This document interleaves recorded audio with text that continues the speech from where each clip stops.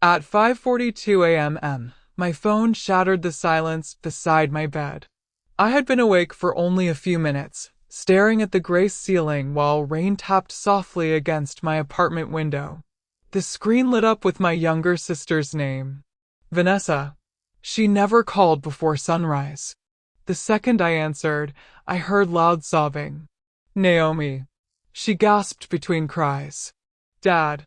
Dad passed away overnight. I didn't respond immediately.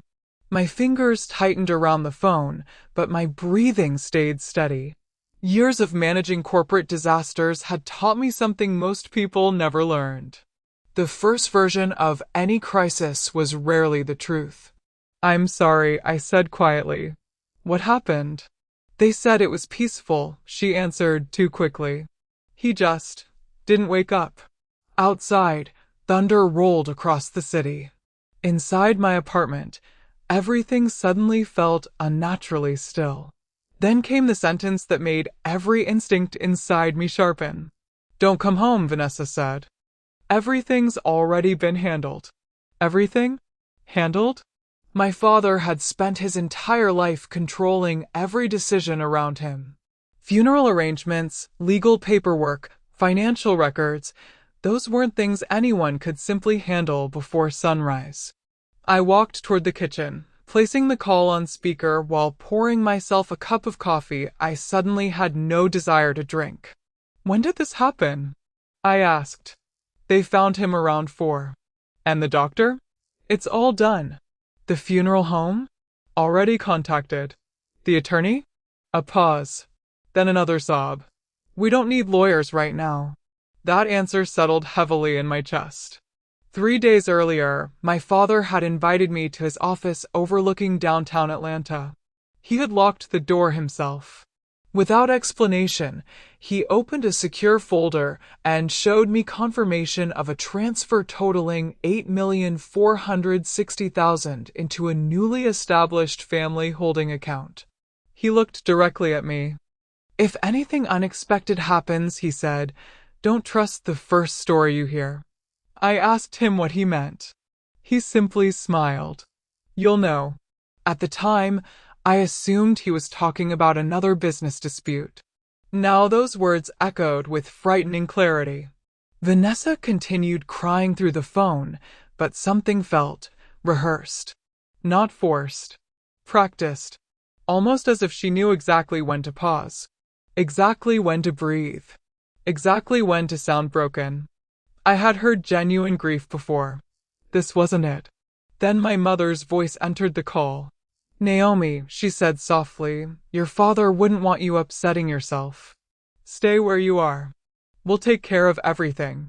Everything. That word again. My mother had spent my entire childhood reminding me that family loyalty meant asking fewer questions. This morning, it sounded less like comfort. More like instruction. I walked toward the living room window.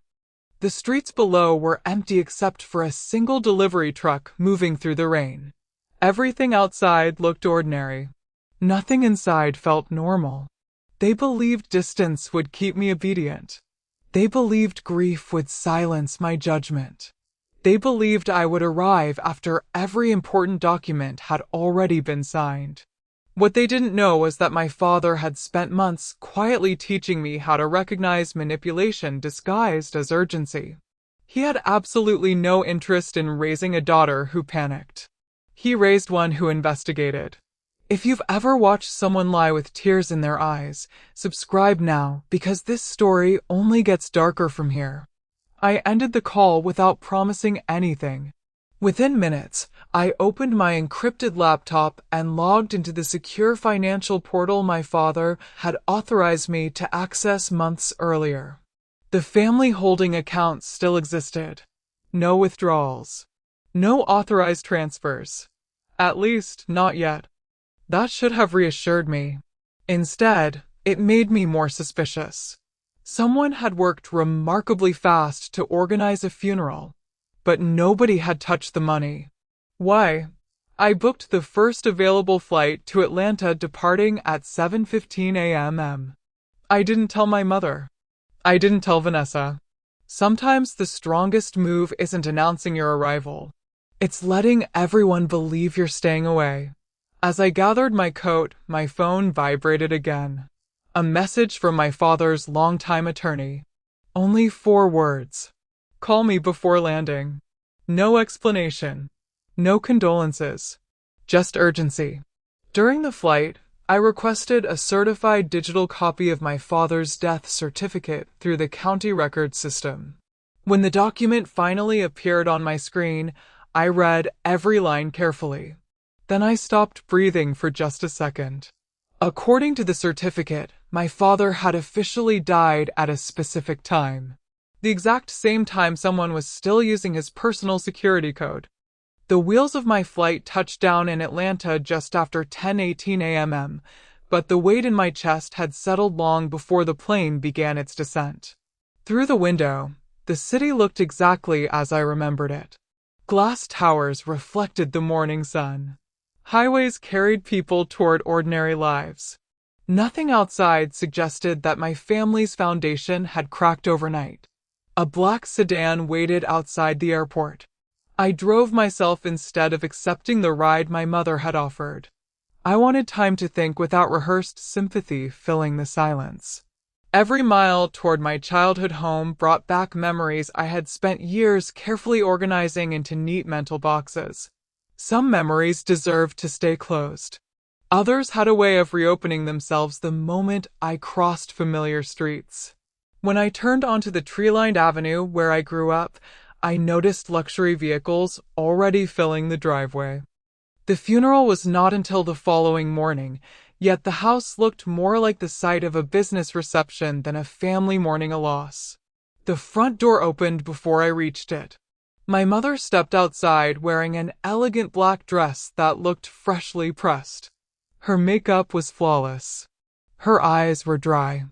She wrapped her arms around me for exactly long enough to satisfy anyone watching from inside. "I'm glad you made it," she whispered. "So am I replied. She pulled away and looked at me carefully, as though measuring my expression instead of sharing my grief. "You look tired." It was an early flight. "We've all had a difficult morning." There was something practiced about every sentence she spoke. Not dishonest on its own. Just prepared. I followed her inside. The scent of expensive lilies filled the foyer so heavily that it almost covered the faint smell of furniture polish. Family photographs lined the hallway exactly where they had always been. Only now they seemed to tell a story I had never truly belonged to. Picture after picture showed Vanessa smiling in white dresses, cheerleading uniforms, graduation gowns, and family vacations. I appeared too, usually standing at the edge, usually darker against brighter lighting, usually unnoticed unless someone looked carefully. Colorism had never been discussed openly in our house. It never needed to be. It lived in compliments, in comparisons, in expectations. Vanessa inherited praise simply by walking into a room. I inherited standards. She was described as beautiful. I was described as capable. She received celebration. I received responsibility. Nobody ever admitted the difference. Everyone lived it. My mother touched one of the framed photographs as we walked past. "Your father always wanted this family to look successful." Successful. Not happy. Not honest. Successful. Those were very different things. The living room slowly filled with relatives, neighbors, and business acquaintances offering quiet condolences. I accepted each handshake politely, thanking people for their kindness while watching everything around me. Grief changes people. Fear changes them even more. I wanted to know which one I was seeing. Vanessa entered the room wearing a tailored black dress and pearl earrings.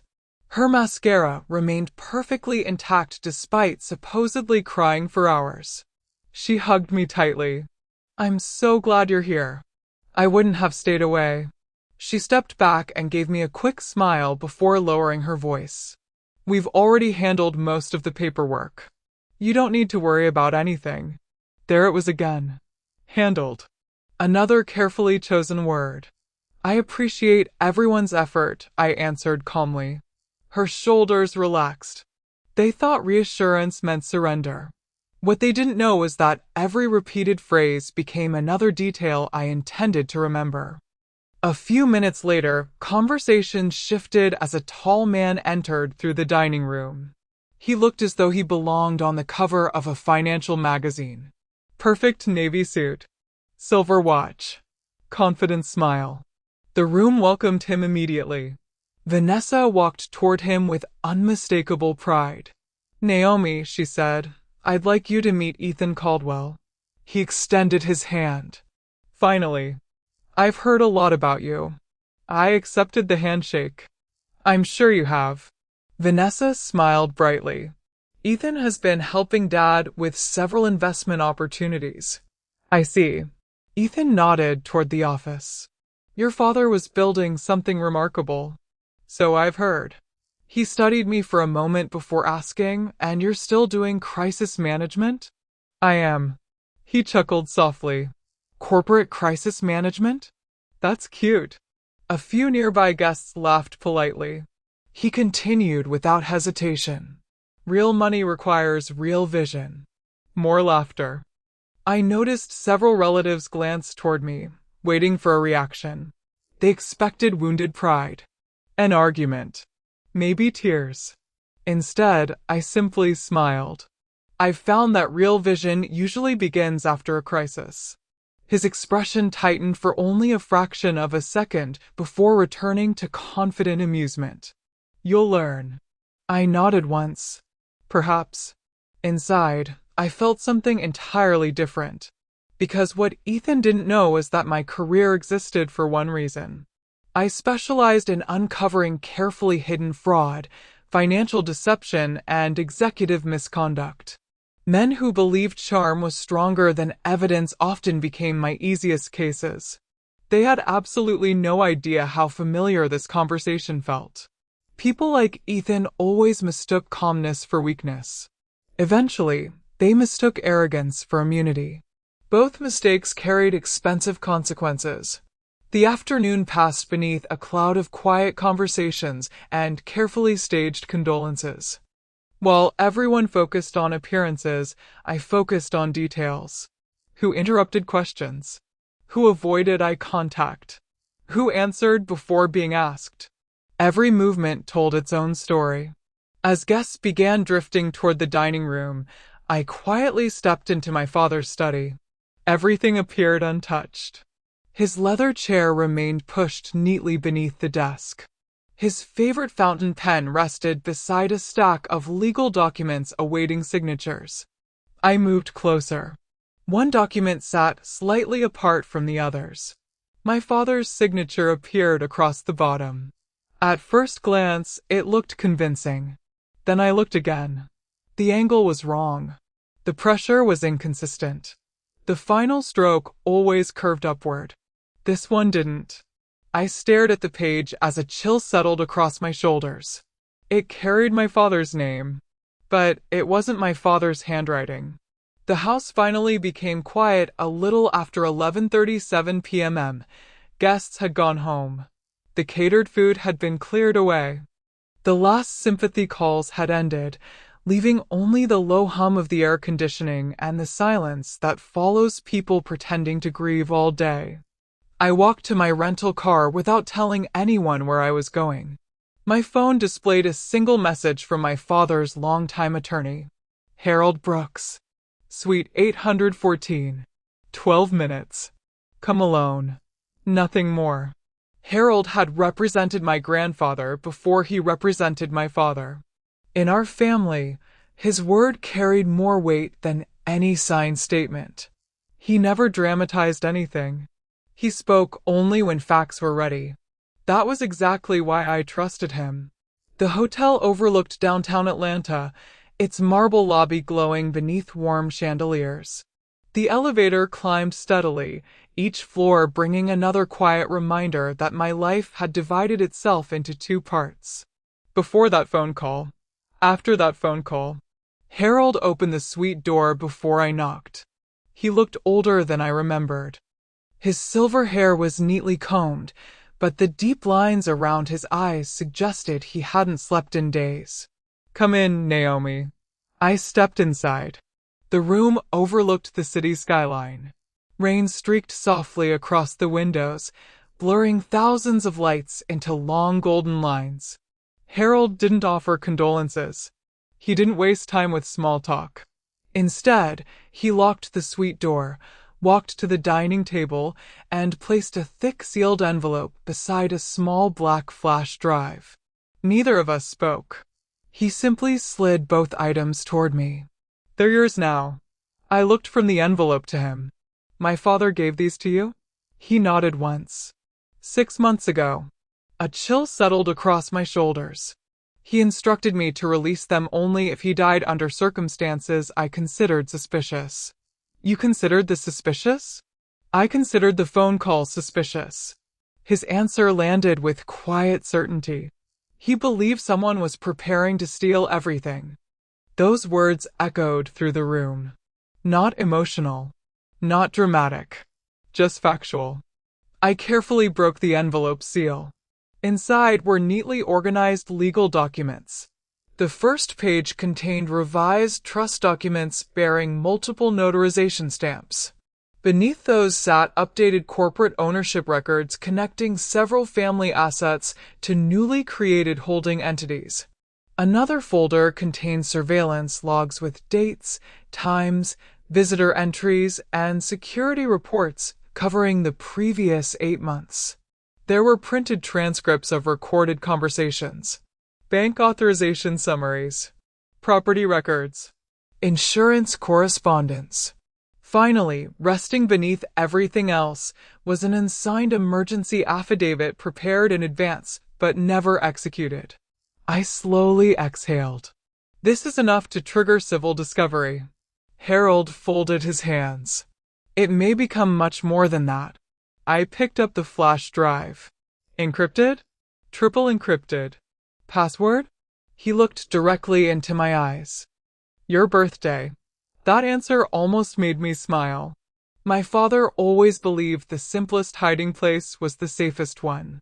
Harold remained silent while I carefully returned every document to the envelope. "He trusted you," I said quietly. "He trusted you more." I looked away.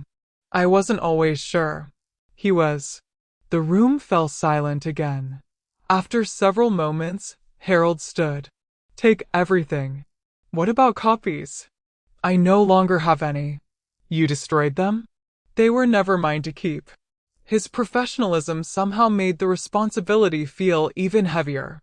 Before leaving, he stopped beside the door. "One more thing."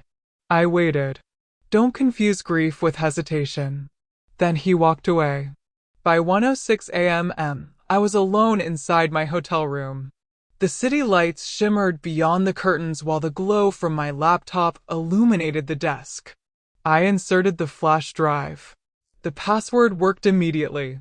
Folder after folder appeared across the screen.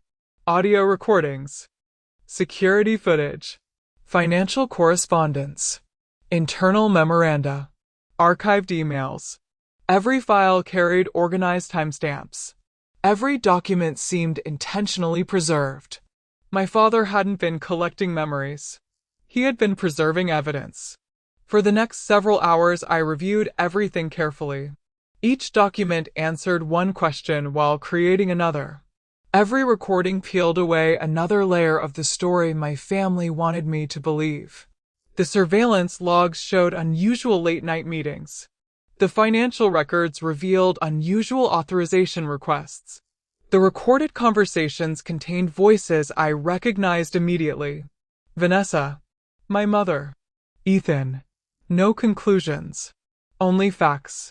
My father had documented everything. What they didn't know was that every lie they rehearsed already had a timestamp waiting to expose it. Near 3:18 a.m., exhaustion finally caught me. I leaned back in the chair and closed my eyes. For the first time since that terrible phone call, the strength I had carefully maintained disappeared. I cried. Not loudly. Not dramatically. Just honestly. Years of disappointment, distance, and unanswered questions quietly broke free. I hadn't cried because my father died. I cried because I finally understood something I had wanted my entire life. He had believed me. Every warning I gave him, every concern I raised, every instinct he once questioned. He had listened. Too late to tell me, but not too late to prepare me. The tears slowed naturally. I wiped my face, stood, and looked at my reflection in the dark window. The woman staring back looked different. Not stronger. Clearer. I realized I had spent years asking people to choose me, to understand me, to love me fairly. That chapter had ended. No more asking for love. Only accountability. No more defending myself. Only presenting evidence. My grief had changed shape. It no longer weighed me down. It sharpened me. They thought they were protecting their secret. They had absolutely no idea my father had already placed every necessary tool into my hands. I returned to the laptop and opened one final audio file. The recording crackled for a moment before voices became clear. Ethan spoke first. His confidence was unmistakable.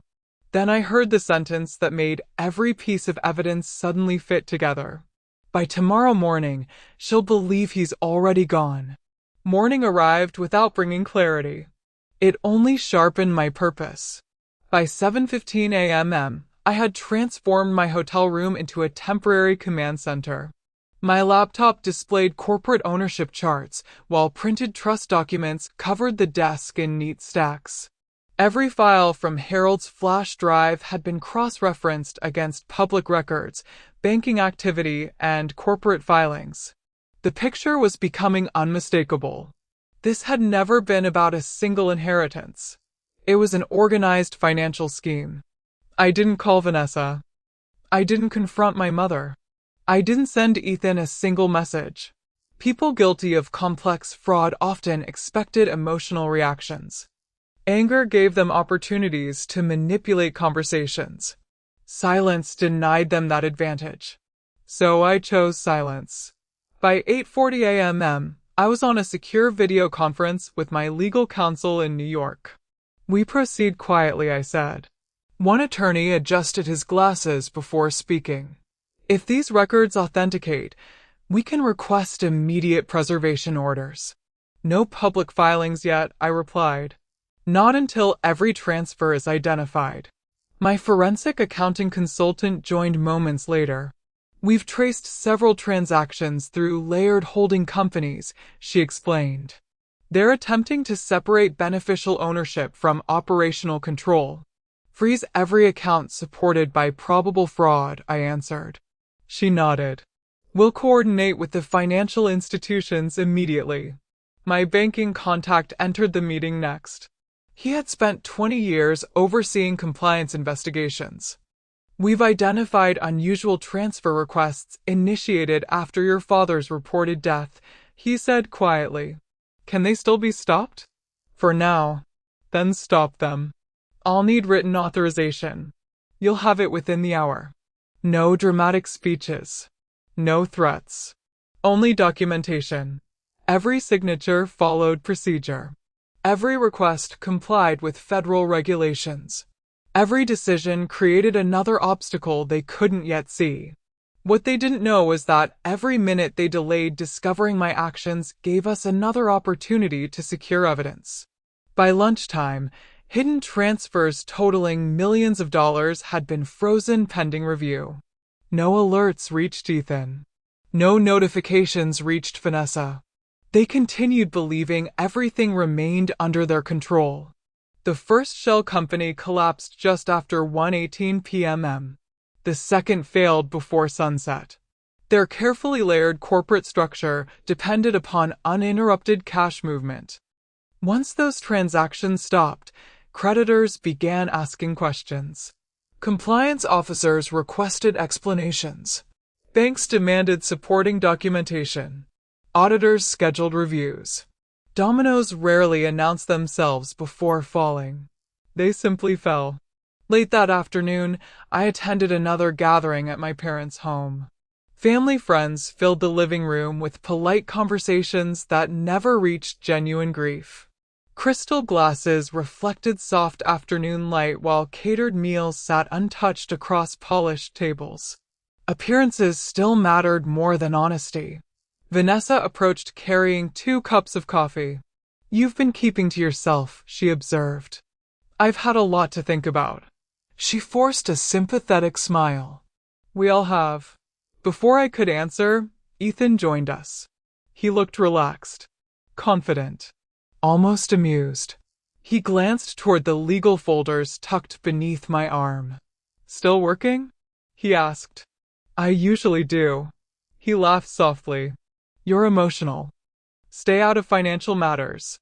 Vanessa smiled awkwardly, clearly hoping I would ignore the remark. I simply met his eyes. "I appreciate your concern." He leaned closer. "People like me build empires." His confidence wasn't entirely manufactured. People had rewarded him for years because he looked successful. He understood presentation. He underestimated substance. I nodded politely. "I'm sure that's what you believe." He expected resistance. Instead, I walked away. Behind me, I heard him chuckle. They thought they were winning. They had absolutely no idea their financial architecture was already collapsing beneath them. That evening, my forensic accountant called again. Her voice carried controlled urgency. "We've expanded the review." "What did you find?" "A lot more than estate fraud." She paused before continuing. "Retired Black families invested their retirement savings into one of Ethan's development funds." I closed my eyes. "How much?" "Millions." She continued reading from her report. Several scholarship endowments disappeared. I wrote each detail into my notebook. Church investment accounts were redirected. Another note. Community housing funds were diverted through intermediary corporations. The room became painfully quiet. My family's betrayal had been personal. This fraud was something much larger. Entire communities had trusted promises that were never intended to be honored. People who spent decades building modest savings had watched their futures disappear. Students lost educational opportunities. Churches lost ministries. Affordable housing projects stopped before construction even began. The victims would probably never know my name, but I knew theirs existed. That changed everything. This wasn't revenge anymore. It was responsibility. Over the next 2 days, every document we authenticated moved through secure legal channels. Certified copies, digital evidence, financial analyses, audio recordings, chain of custody logs. Everything transferred quietly into federal custody. Nobody inside my family noticed. They remained focused on appearances while investigators quietly assembled timelines supported by admissible evidence. Every hour they celebrated another successful deception. Their evidence disappeared into government archives. The meeting happened on the 3rd afternoon. Everyone gathered around my father's conference table. My mother clasped her hands tightly. Vanessa looked increasingly anxious. Harold Brooks stood near the window, watching everything without interruption. Ethan entered carrying the confidence of a man who still believed he controlled the room. Then his phone rang. He answered. His expression changed almost immediately. "What do you mean the account is frozen?" Silence. "No, that's impossible." Another pause. He looked directly at me. "Fix it," he snapped into the phone before ending the call. Vanessa stepped forward. "Ethan, what's happening?" "Nothing." Seconds later another call arrived. Then another. His breathing grew heavier. Several emails appeared across his tablet almost simultaneously. Compliance review. Transaction suspension. Document request. He slammed the device onto the table. "This is ridiculous." My mother turned toward me. "Naomi, if you know something, please tell us." I remained perfectly still. She took another step. "We're family." I said nothing. Ethan's composure finally shattered. He pointed toward me. You've been digging around where you don't belong. Silence. Answer me. I looked at him calmly. Nothing more. The room felt smaller with every passing second. Harold never moved. Vanessa began crying quietly. My mother folded her hands together. Please, she whispered. Just say something. I didn't. No accusation. No explanation. No victory speech. Only silence. For the first time since meeting Ethan Caldwell, I watched genuine fear replace manufactured confidence. He understood something everyone else still missed. People who possessed real evidence rarely argued. They waited. My phone vibrated once. A secure email notification appeared across the screen. Federal Financial Crimes Task Force. I opened it. The message contained only one sentence. Ms. Carter, we respectfully request your presence. We already know everything. The ballroom doors opened at exactly 7 p.m., and every conversation softened into a polite murmur. Crystal chandeliers cast warm light across polished marble floors. Round tables draped in white linen filled the room, each surrounded by judges, corporate directors, non-profit board members, senior attorneys, investors, and community leaders. The annual charity investment gala had always been one of my father's proudest traditions. Tonight, it would become something entirely different. I stepped inside wearing a tailored black suit with subtle gold trim. It wasn't fashion. It was armor. The jacket fit with sharp precision. Gold cufflinks caught the light whenever I moved my hands. My father used to say that confidence never needed bright colors. It only needed conviction. Dozens of eyes followed me. Some offered sympathetic smiles. Others whispered behind raised glasses. Everyone expected the grieving daughter. No one expected the woman carrying the truth. I took my assigned seat near the front of the ballroom and placed a slim leather portfolio on the table beside me. Across the room, Ethan Caldwell laughed comfortably with several investors. He looked relaxed, untouchable. Vanessa stood beside him wearing a pale cream evening gown, smiling politely whenever someone offered condolences about our father. My mother greeted guests with practiced grace, thanking each person for attending while carefully protecting the family's public image. They believed the evening belonged to them. They had absolutely no idea every important conversation in the room had already shifted beyond their control. Several federal investigators sat quietly among the guests, dressed like ordinary attendees. Only someone trained to notice details would have recognized them. I did. One of them caught my eye briefly and gave a nearly invisible nod. Everything was ready. The charity chairman welcomed everyone before inviting donors to celebrate another successful year of investment and community development. Applause filled the ballroom. Then the chairman smiled toward my family's table. We'd also like to recognize the Carter family and honor the legacy of Richard Carter. More applause followed. I rose calmly. So would I said. The microphone carried my voice effortlessly through the room. Every conversation stopped. My portfolio opened with a soft click. I appreciate everyone who came here believing they were honoring my father's legacy. Silence settled over the ballroom. I believe he deserves exactly that. I removed the first document. This certified banking record shows multiple transfer requests submitted within hours of my father's reported death. Several attorneys leaned forward. I placed another document beside it. This is the authenticated transaction timeline. Next came certified ownership agreements, corporate filings, forensic accounting summaries. Each document had already been verified. Each carried official certification. No opinions, only evidence. The large presentation screen behind me displayed a timeline of financial activity. Dates, times, authorizations, transfers. The room remained completely silent. Ethan suddenly laughed. A confident, dismissive laugh. "This is unbelievable," he said.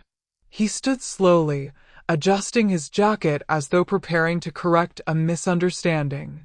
Naomi has always been imaginative. A few uncomfortable smiles appeared around the room.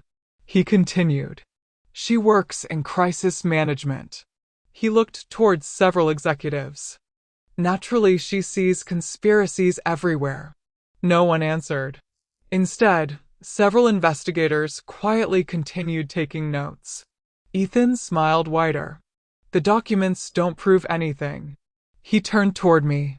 You never understood how large investment structures actually work. I simply watched him. He walked closer. Corporate restructuring requires flexibility. His confidence continued growing. Sometimes signatures have to be reproduced. The sentence echoed through the ballroom. A few attorneys immediately looked up. He didn't notice. He kept talking. When families can't agree, someone has to make practical decisions. Vanessa looked at him with confusion. Ethan. He waved her aside. I handled everything because nobody else was capable. Another investigator wrote something. He still didn't stop. I convinced Vanessa because someone needed to think logically. Vanessa stared at him. You said Dad approved everything. I said what needed to be said. Gasps spread quietly through the audience. Ethan barely noticed. My mistake was assuming Naomi would stay out of it. He pointed directly at me. She always wanted to prove she was smarter than everyone else. I remained completely still. He continued speaking. You think these people care about paperwork? He laughed again. They care about results. His breathing became heavier. They would have signed eventually anyway. An attorney near the front table quietly closed his notebook. Another exchanged a glance with one of the investigators. Ethan had crossed the line from confidence into confession. Without realizing it, every sentence strengthened the government's case. No one interrupted him. No one argued. The investigators allowed him to keep speaking. Sometimes the strongest evidence comes directly from the person trying hardest to defend himself. One investigator finally stood. Mr. Caldwell. Ethan stopped talking. We'd like to clarify one point. The investigator displayed another certified document on the large screen. This is the official declaration of death. Another page appeared beside it. Then another. Finally, the banking authorization log filled the screen. Every timestamp aligned perfectly. The investigator spoke calmly. According to these authenticated records, Richard Carter was legally declared deceased. He paused. Hours before several critical financial transfers were initiated using credentials that should no longer have been active. The ballroom fell silent. Impossible. Someone had lied. I looked toward my mother. The color drained from her face. She lowered herself into a chair as tears finally escaped her carefully controlled expression. I didn't know, she whispered. I didn't know. Vanessa stepped backward. Her breathing became uneven. She looked from the documents to Ethan. You told me everything was legal. He didn't answer. You said Dad wanted this. Still nothing. Her knees weakened, and she collapsed into a nearby chair, covering her face with trembling hands. The room watched without speaking. Judges, CEOs, attorneys, investors, community leaders. Every respected voice that once admired Ethan now witnessed his deception unravel piece by piece. No one defended him. No one defended my family. Truth had a way of making loyalty very expensive. I never raised my voice. I never celebrated. I simply stood beside the evidence. Because evidence never needed emotion to become convincing. Two federal agents approached Ethan. One presented official credentials. The other spoke quietly. Mr. Caldwell, we need you to come with us. For the first time all evening, confidence disappeared from his face. As they escorted him toward the ballroom doors, he slowed beside me. His voice dropped to a whisper. You planned all this. I met his eyes without anger, without satisfaction, without hesitation. "No," I said. "You did." The headlines didn't appear all at once. They arrived over the following weeks, one court filing at a time. Every legal motion uncovered another layer of deception. Every sworn affidavit connected another piece of the puzzle. Every verified document confirmed what I had suspected from the moment my phone rang at 5:42 a.m. The truth had never been hidden. It had simply been buried beneath confidence, influence, and carefully rehearsed lies.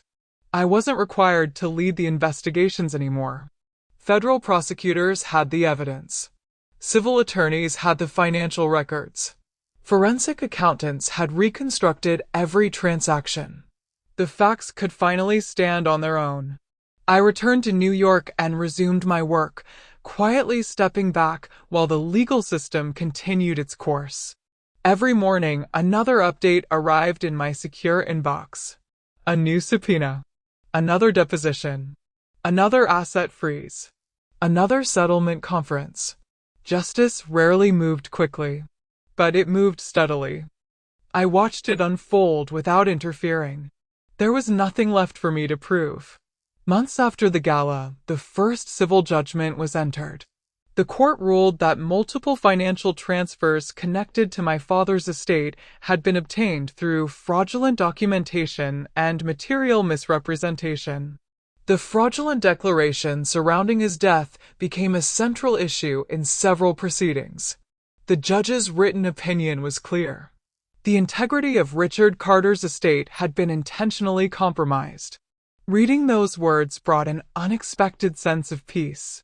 My father could no longer defend himself. The truth had done it for him. His name slowly returned to what it had been before greed overshadowed it. Community leaders who had quietly questioned his integrity issued public statements acknowledging the deception. Business partners who had distanced themselves from his family attended a memorial scholarship established in his honor. People stopped whispering.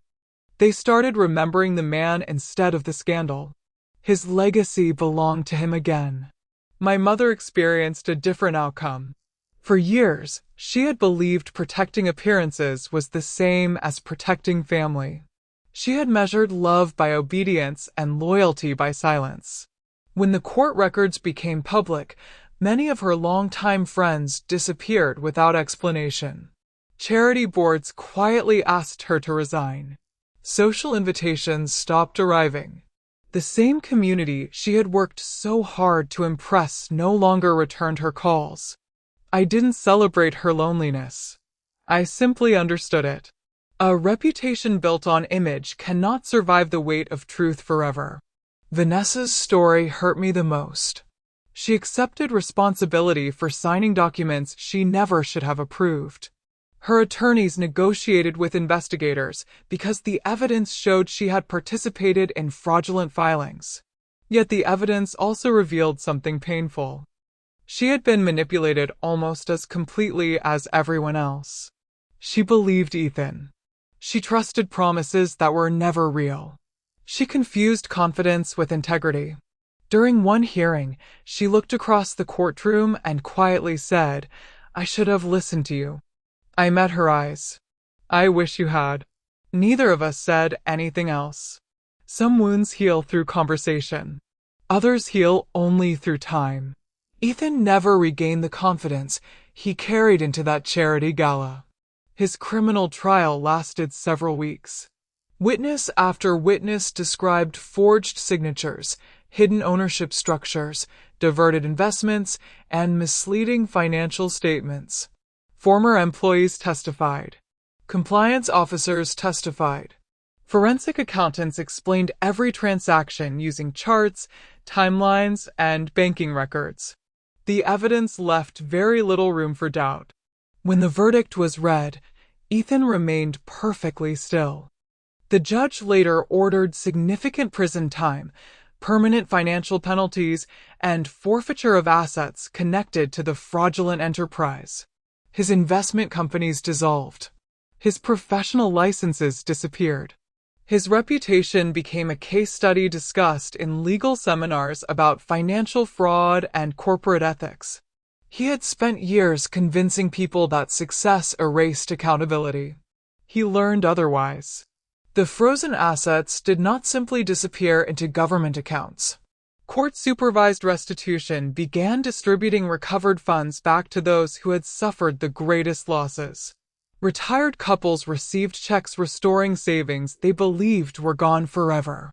Churches reopened outreach programs that had nearly closed.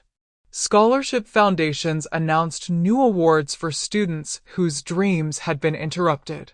Community housing developments resumed construction after funding returned.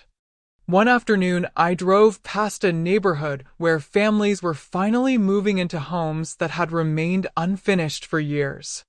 Children laughed in front yards. Moving trucks lined quiet streets. None of those families knew my name. They never would. That was perfectly enough. Real justice doesn't require recognition. It requires results. Friends occasionally asked whether I felt satisfied, whether exposing everyone had brought me happiness. I always gave the same answer. No, revenge had never been my destination. Truth was.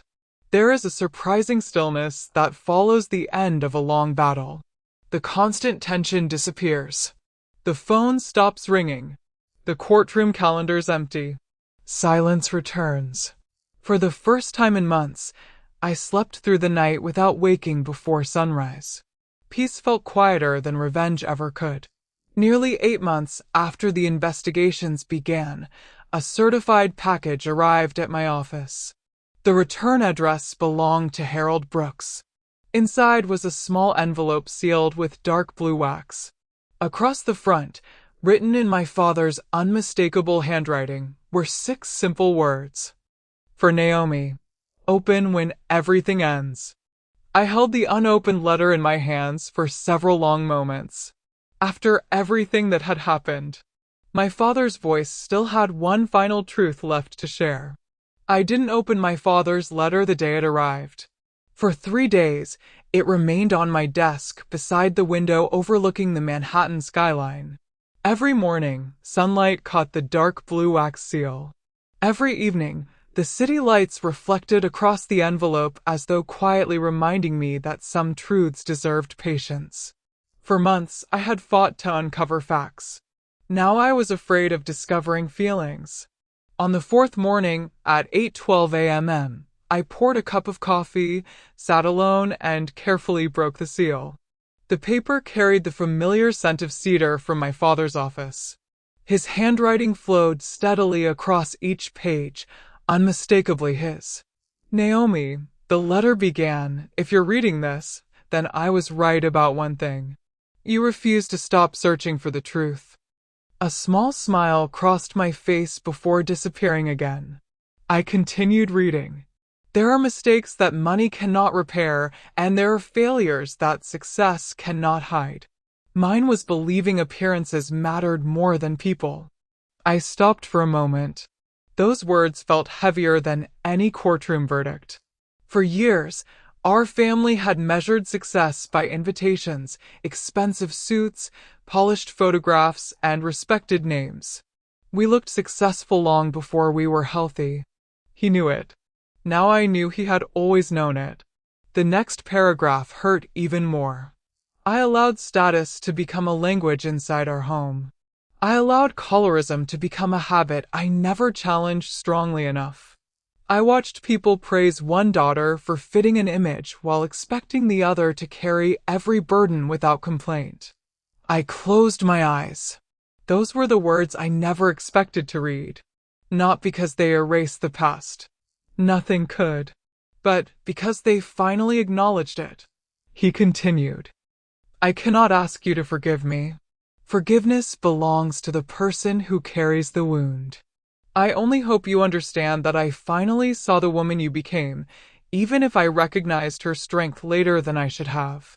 A single tear landed softly on the page. I brushed it away before it could blur the ink. This wasn't the letter of a perfect father. It was the letter of a man who finally understood the cost of his silence. Near the end, his words became simpler. Don't spend your future trying to win rooms that never intended to welcome you. Build new rooms. Invite better people. Protect the truth, because it will protect you when nothing else can. Then came his final sentence. I trust you to protect the future better than I protected the past. I folded the letter carefully and placed it back inside its envelope. For the first time since that early morning phone call, I didn't feel the need to ask another question. There were no more mysteries left to solve. Only a life left to live. A week later, I visited my father's grave. The cemetery was quiet beneath an overcast sky. Autumn leaves drifted across the grass while a cool breeze carried the faint scent of rain through the trees. I stood there with both hands resting in my coat pockets. Months earlier, I would have arrived carrying anger. Instead, I carried clarity. I read your letter, I said quietly. The wind answered with silence. I understand now. Not everything. Not every decision. Not every failure. But enough. Enough to stop carrying resentment like an inheritance. I placed a single white flower against the headstone. Then I looked toward the horizon. Looking back across everything that had happened, one realization became impossible to ignore. They never truly hated my success. Success could be explained away. Promotions could be criticized. Money could be envied. What frightened them was something much greater. They feared the woman I became the moment I stopped asking for permission to exist. The moment I no longer needed their approval, they lost the only power they had ever held over me. That was never about wealth. It was about freedom. If you've stayed with me until this moment, I want to leave you with something far more valuable than my story. Family can betray you. Money can expose people. Power can corrupt them. But truth never grows tired. It never rushes. It never begs to be believed. It simply waits until every lie has exhausted itself. If you've ever been treated as less because of your skin, your success, or your refusal to stay silent, remember this. Your greatest victory isn't speaking the loudest or proving everyone wrong overnight. It's becoming so firmly grounded in truth that deception eventually collapses under its own weight. Some people will mistake your patience for weakness. Others will mistake your silence for surrender. Let them. Integrity has a way of arriving exactly when it is needed, and when it does, it speaks louder than anger ever could. I turned away from the grave and walked toward the cemetery gate without looking back. For the first time in a very long time, I wasn't leaving something behind. I was finally moving forward. They stole my place in the family, but the truth stole everything they thought they'd won.